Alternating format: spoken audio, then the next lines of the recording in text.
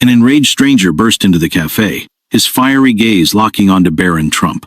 What unfolded next was a conversation so unexpected that it left everyone in the room questioning their own preconceptions. It was a crisp afternoon in the heart of Philadelphia. The scent of freshly brewed coffee drifted from a cozy corner cafe, where the hum of chatter and the clinking of cups created a warm, inviting ambiance. Barron Trump sat at a small table by the window, his tall frame slightly hunched over a thick book. Dressed in a simple hoodie and jeans, he had hoped to blend into the crowd. For once, he wasn't seeking attention. As the youngest son of a former president, his life had often been a whirlwind of public scrutiny. But here, surrounded by strangers sipping lattes and scrolling through their phones, he found a rare moment of peace. Barron was deeply engrossed in his book when a sharp, angry voice sliced through the cafe's calm. "You think you're better than the rest of us?" The words were loud enough to silence the room. All eyes turned toward a man standing a few feet from Barron's table. He appeared to be in his late 40s, his face weathered, and his expression fierce.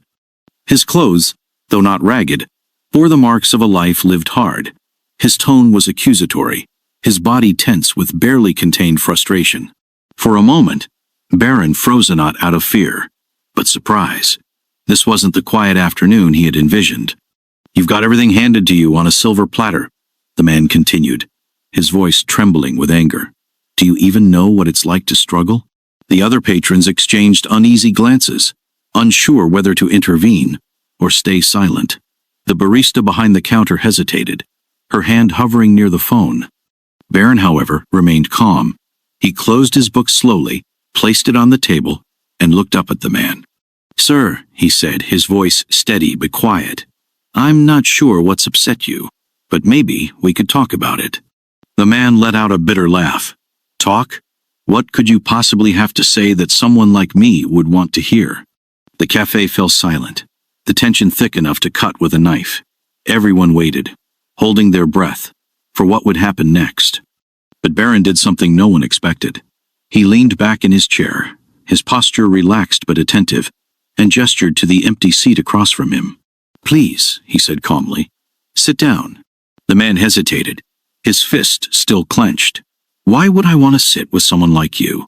You're just another spoiled kid who'll never know what it's like to live in the real world." A few patrons shifted uncomfortably, whispering to one another. The barista took a step forward, as if ready to intervene, but Barron held up a hand, his composure unshaken. "Maybe you're right," Barron admitted, his voice measured. "I haven't walked in your shoes. But if you sit down, maybe you can tell me what that's like." For a moment, the man seemed to waver. The firmness in Barron's voice wasn't a challenge, it was an invitation. Finally, with a grunt, he pulled out the chair and sat down, his arms crossed defensively. "Fine," he muttered. "You want to hear about the real world? I'll tell you." The tension in the room shifted, still present, but no longer suffocating. The barista lowered her hand from the phone, and the patrons leaned in slightly, pretending not to eavesdrop but hanging on every word. Barron nodded. "I'm listening." And so, the man began to speak. What followed wasn't just a story, it was a revelation.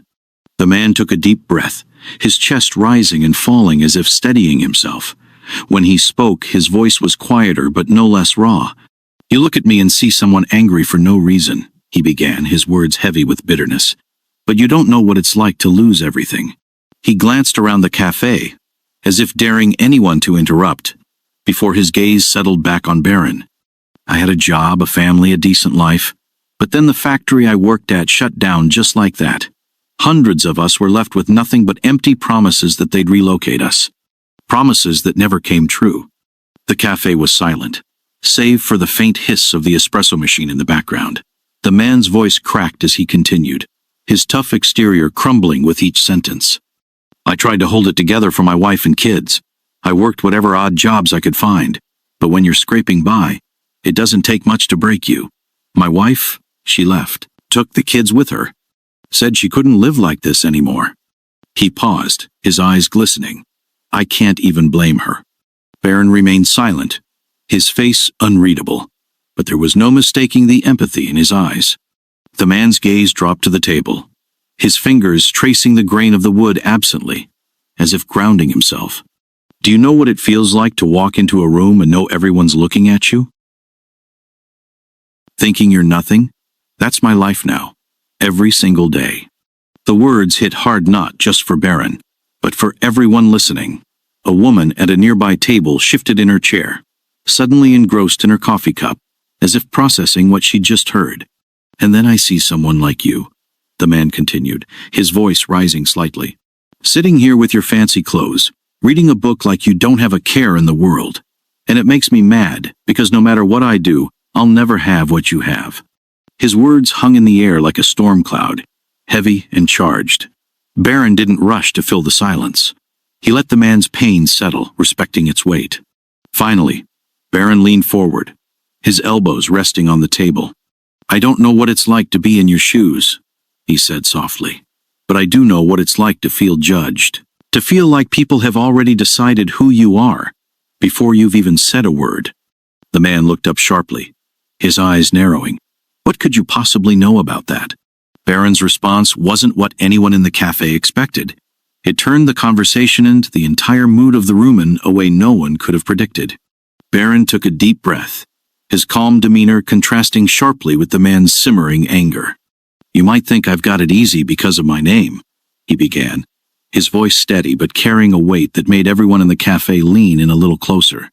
And in some ways you're right. I've never had to worry about a roof over my head or food on the table.